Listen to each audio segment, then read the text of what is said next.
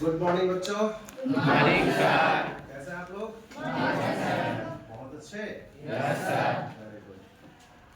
आज संविधान दिवस हम लोग मनाने जा रहे हैं। उसके पहले आप जो इस ब्लैक बोर्ड पे चित्रकारी देख रहे हैं, ये डॉक्टर राजेंद्र प्रसाद जो हमारे देश के प्रथम राष्ट्रपति थे और ये बिहार के ही निवासी थे, इनका चित्र आप देखिए। और बाबा साहब भीमराव अंबेडकर का, जो संविधान के निर्माता कहे जाते हैं। ठीक है, तो ये चित्र आप लोगों को इधर आप आइए, ये चित्र कैसा लग रहा है? थोड़ा सा नजदीक आकर दिखा दीजिए लोगों को। अधिकारी जूम कर लीजिए। ये चित्र, ये संदीप कुमार आपके क्लास का छात्र है और इसकी जो पेंटिंग है ये बड़ी अद्भुत है। बहुत ही खूबसूरत तरीके से ये पेंटिंग करता है, ड्राइंग करता है, स्केचिंग करता है। जिला स्तरीय कई पुरस्कार ये प्राप्त कर चुका है। तो मैं चाहता हूँ कि संविधान दिवस तो हम लोग आज बनाएंगे, संविधान निर्माण के बारे में आज हम लोग चर्चा करेंगे। आप लोग संदीप के नाम पे एक जोरदार ताली करें।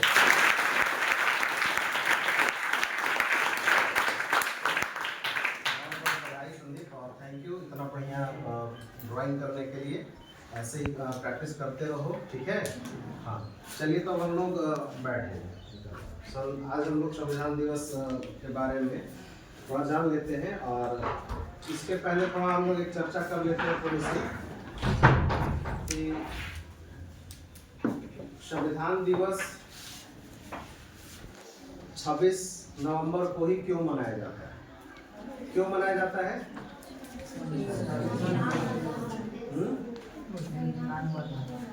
संविधान बन करके तैयार हुआ। अच्छा, लागू कब हुआ था संविधान? जब 26 नवंबर 1949 को ये तैयार हो गया था, तो 26 जनवरी 1950 को क्यों लागू हुआ? उसी दिन क्यों नहीं लागू हुआ?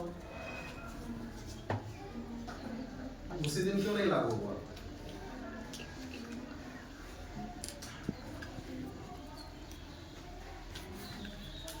चलिए, इस पे हम लोग बाद में चर्चा करेंगे। पहले एक चीज हम लोग जान लेते हैं कि किसी भी देश को सुचारू रूप से चलाने के लिए कुछ नियमों की आवश्यकता पड़ती है, कानूनों की आवश्यकता पड़ती है।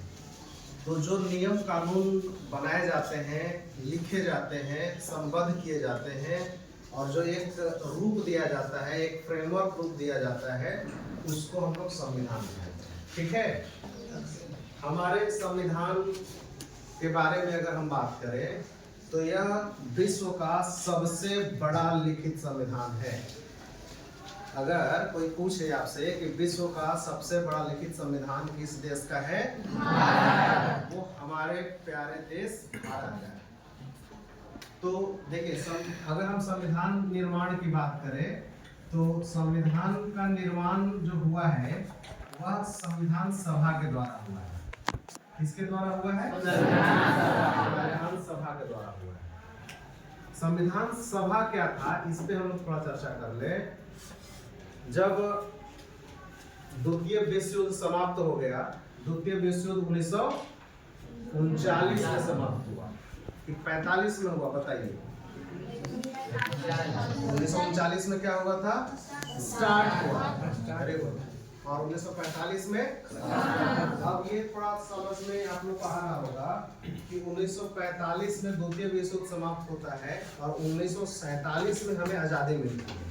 यानी कि जो ब्रिटिश जो थे वह कहीं ना कहीं विश्व युद्धों से, प्रथम विश्व युद्ध में भी युद्ध है तो भले जीत हुई हो, लेकिन नुकसान तो होता ही है ना, परेशानी होती है। तो प्रथम विश्व युद्ध में भी वो परेशान हुए थे और द्वितीय विश्व युद्ध में भी परेशान हुए थे। तो और भारत में आंदोलन जो था वो अपने चरम पर था। महात्मा गांधी उस समय भारत छोड़ो आंदोलन स्टार्ट कर चुके थे।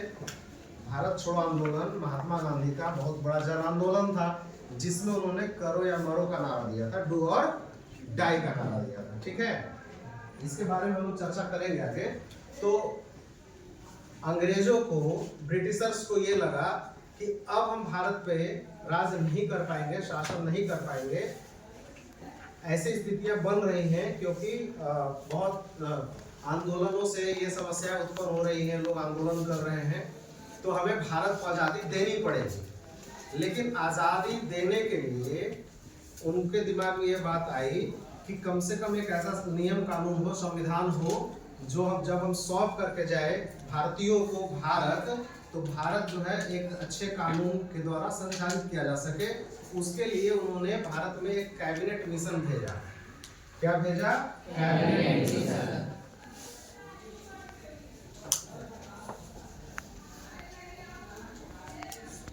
कैबिनेट मिशन भेजा। इसने क्या किया कि इसने कैबिनेट मिशन ने ही संविधान सभा का निर्माण के लिए प्रस्ताव रखा कि एक संविधान सभा का निर्माण हो, जिसमें पूरे भारत से लोग चुन करके निर्वाचित होकर के आए, एक कमेटी बने, सभा बने, और उसमें ऐसे नहीं है ब्रिटिश से जिसको चाहे वो नहीं है, प्रत्यक्ष रूप से चुनाव हो, अप्रत्यक्ष रूप से चुनाव हो, और लोग चुन कर करके आए पूरे भारत से। तो इसमें आप लोगों को ये मैं बता दूं आप लोगों को कि इसमें जो भी सदस्य बने संविधान सभा में, वह पूरे भारत से चुन कर करके आए थे। जितने भी लोग थे, चाहे अम्बेडकर हो, चाहे डॉक्टर राजेंद्र प्रसाद हो, चाहे जवाहरलाल नेहरू हो, बहुत सारे ऐसे इसमें लोग थे जो सदस्य बने और सबके सब निर्वाचित होकर के आए थे। ठीक है, कुछ निर्वाचित होकर के आए थे और कुछ देशी रियासतों के प्रतिनिधि थे। देशी रियासत का मतलब ऐसा था कि कुछ ऐसे राजे रजवाड़े थे भारत में जो अलग उनका शासन चलता था। ठीक है, और उनको भी प्रतिनिधित्व दिया गया था संविधान सभा में। तो संविधान सभा का जो संविधान का जो निर्माण है संविधान का, वो संविधान सभा के द्वारा किया गया। ठीक है, इससे हमें 3 डेट याद रखना है, महत्वपूर्ण, हमेशा याद रखिएगा। ये आप लोग इसको कॉपी में नोट कर सकते हैं। पहला डेट है 9 दिसंबर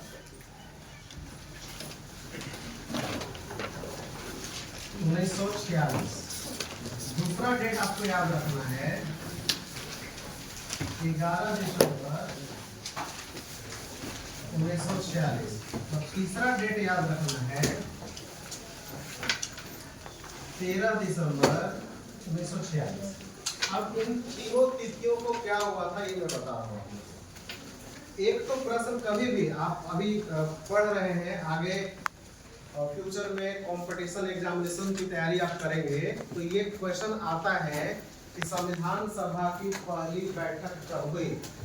ठीक है, तो वो हुआ था 9 दिसंबर 1946 को। ठीक है, और संविधान सभा में 2 तरह के अध्यक्ष बनाए गए थे, एक अस्थायी अध्यक्ष, ठीक है, अस्थायी, और एक अस्थायी अध्यक्ष बनाए गए थे। क्लियर है? तो 9 दिसंबर 1946 का जो डेट है वह 2 चीजों के लिए है। एक तो है कि संविधान सभा की पहली बैठक हुई थी और इसी दिन अस्थायी अध्यक्ष का चुनाव हुआ था। तो अस्थायी अध्यक्ष कौन बने थे मालूम है किसी को? देखिए, आप इसको इस क्रम में लिख सकते हैं कि संविधान सभा की पहली बैठक 9 दिसंबर 1946 को हुई, और दूसरा चीज लिख सकते हैं कि संविधान सभा के अस्थायी अध्यक्ष डॉक्टर सच्चिदानंद सिन्हा को बनाया गया। किसको बनाया गया? डॉक्टर सच्चिदानंद सिन्हा। इनको अस्थायी अध्यक्ष बनाया गया। अस्थायी अध्यक्ष बनाया गया। ठीक है, ये अस्थायी अध्यक्ष बने संविधान सभा का। दूसरा जो डेट है 11 दिसंबर 1946 को, ये है अस्थायी अध्यक्ष चुनने का दिन। ठीक है, आप इसमें लिख सकते हैं कि 11 दिसंबर 1946 को अस्थायी अध्यक्ष किनको बनाया गया। यह प्रश्न ऐसे भी आता है कि संविधान सभा के अस्थायी अध्यक्ष कौन थे? हाँ, कौन थे? डॉक्टर राजेंद्र प्रसाद। ये संदीप के द्वारा चित्र बनाया गया, आप देख रहे हैं, हम लोग को पता भी है, ऑफिस में भी इनका चित्र लगा हुआ है। भारत के प्रथम राष्ट्रपति हैं। हम बहुत गौरवान्वित होते हैं, बिहार के थे इसलिए हम लोग बिहार के हैं, और बिहारी होने के नाते हमें इन पे बहुत फक्र होता है, बहुत गर्व होता है। कि हमारे राज्य का एक निवासी पूरे भारतवर्ष का प्रथम राष्ट्रपति बना और 2 बार लगातार बने, 2 बार लगातार राष्ट्रपति निर्वाचित हुए। ठीक है, और इनका बहुत महत्वपूर्ण योगदान था संविधान के निर्माण में।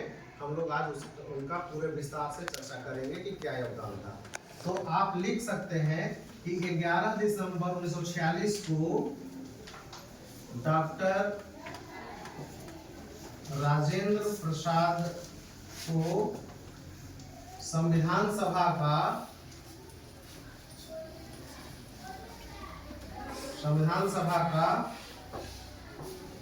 का अस्थायी अध्यक्ष चुना गया। अस्थायी अध्यक्ष चुना गया, लिख दीजिए। तो आप लोग को अभी तक 3 प्रश्न हो गए मुख्य रूप से। संविधान सभा की पहली बैठक 9 दिसंबर 1946, प्रथम बैठक 9 दिसंबर 1946 हो गया। दूसरा उसी से संबंधित है कि अस्थायी अध्यक्ष 9 दिसंबर 1946 को ही चुना गया और डॉक्टर सच्चिदानंद सिन्हा अस्थायी अध्यक्ष चुने गए। ठीक है, अब दूसरा जो दिन ये तिथि है 11 दिसंबर 1946, इस दिन संविधान सभा को एक परमानेंट चेयरपर्सन मिले। ठीक है, और वो डॉक्टर राजेंद्र प्रसाद थे जिन्हें अस्थायी अध्यक्ष नियुक्त किया गया। तो अगर ये पूछा जाए कि संविधान सभा के अस्थायी अध्यक्ष कौन थे, डॉक्टर राजेंद्र प्रसाद, और अस्थायी doctor Sachchidananda Sinha. Very good. और ये जो डेट है ना 13 दिसंबर 1946, ये बहुत महत्वपूर्ण है। दोनों तो महत्वपूर्ण है ही, ये भी बहुत महत्वपूर्ण है इस लिहाज से क्योंकि इस दिन संविधान सभा में पंडित जवाहरलाल नेहरू ने उद्देश्य प्रस्ताव पेश किया। ये प्रश्न आता है कॉम्पिटिटिव एग्जामिनेशन में, ये प्रश्न आता है कि संविधान सभा में उद्देश्य प्रस्ताव किसने पेश किया? पंडित जवाहरलाल नेहरू ने, पहला प्रश्न। दूसरा प्रश्न ये आता है कि संविधान सभा में उद्देश्य प्रस्ताव डॉक्टर पंडित जवाहरलाल नेहरू ने कब प्रस्तुत किया?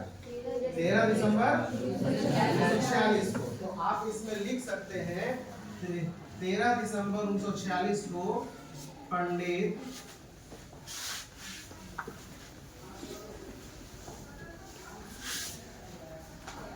जवाहरलाल नेहरू द्वारा उद्देश्य प्रस्ताव प्रस्तुत किया गया।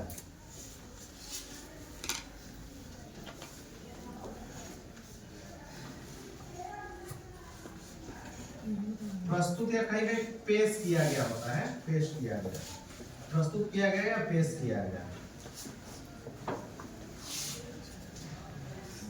ये बहुत महत्वपूर्ण है और अक्सर डेट पूछ दिया जाता है कि उद्देश्य प्रस्ताव कब पेश किया गया। हाँ, वॉइस भी बोलिए। 13 दिसंबर 1946। इसको आप लोगों ने नोट कर लिया? हाँ, ये इम्पोर्टेंट है। तो थोड़ा हम लोग संविधान की जानकारी हम लोग ले लेते हैं आगे अभी, और फिर हम लोग फिर कुछ और स्पेशल चीजें हम लोग नोट करेंगे इनके बारे में। तो जब संविधान सभा का गठन हो गया, लोग निर्वाचित हो गए इसके सदस्य, देसी राजे रजवाड़े के भी प्रतिनिधि और वो स्वयं जो शासक थे, तथाकथित शासक थे, वो भी इसके सदस्य बने, कुछ नहीं भी बने। और इसके बाद इसमें कई प्रकार की समितियां बना दी गई, कई प्रकार की समिति बनाई गई ना। प्रांत संचालन समिति बनाई गई, झंडा समिति बनाई गई, और एक जो हम सबसे महत्वपूर्ण समिति की हम बात कर रहे हैं उसे कहा जाता है प्रारूप समिति। नाम सुनिए आपने? प्रारूप समिति नहीं? चलिए कोई बात नहीं है। प्रारूप समिति के बारे में अक्सर पूछा जाता है कि प्रारूप समिति के अध्यक्ष कौन थे। प्रारूप समिति के अध्यक्ष थे डॉक्टर भीमराव अंबेडकर। इसको भी नोट कीजिए, ये वेरी इंपॉर्टेंट है, वेरी इंपॉर्टेंट। आप लिखिए संविधान सभा के प्रारूप समिति के अध्यक्ष डॉक्टर भीमराव अंबेडकर।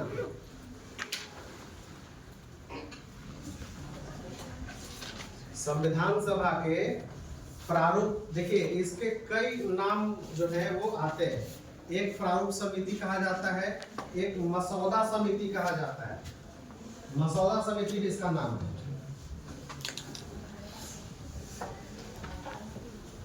संविधान सभा के प्रारूप समिति या मसौदा समिति के अध्यक्ष डॉक्टर भीमराव अंबेडकर को बनाया गया। अब जानते हैं ये इतना महत्वपूर्ण समिति था, इतना महत्वपूर्ण समिति कि पूरे संविधान का प्रारूप, ठीक है, पूरे संविधान का प्रारूप तैयार करने की जिम्मेवारी डॉक्टर भीमराव अंबेडकर को दी गई। और इनकी समिति में कुल 7 सदस्य थे, ठीक है। कितने सदस्य थे? 7 सदस्य थे।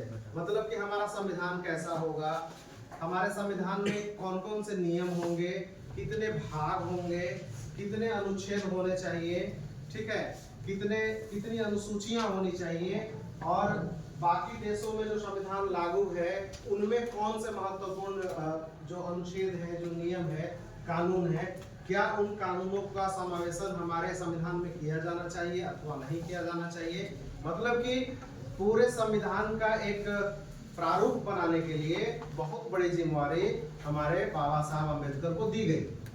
अब चूंकि देखिए ये इतना महत्वपूर्ण समिति थी, ये प्रारूप समिति, डॉक्टर भीमराव अंबेडकर उस जमाने के सबसे अधिक पढ़े लिखे व्यक्ति थे, इसमें कहीं कोई शंका नहीं, कहीं कोई शंका नहीं है।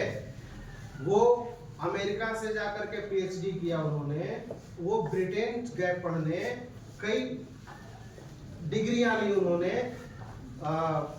आपको मैं बता दूं, स्नातक के बाद जो ग्रेजुएशन होता है उसके बाद पोस्ट ग्रेजुएशन होता है, तो कई विषयों से इन्होंने पोस्ट ग्रेजुएशन किया, कई विषयों से पीएचडी की, कई शोध पत्र इनके जारी हुए, इन्होंने कई शोध पत्र बनाए और भारत के संविधान के निर्माण में अविस्मरणीय, न भूलने वाला योगदान दिया।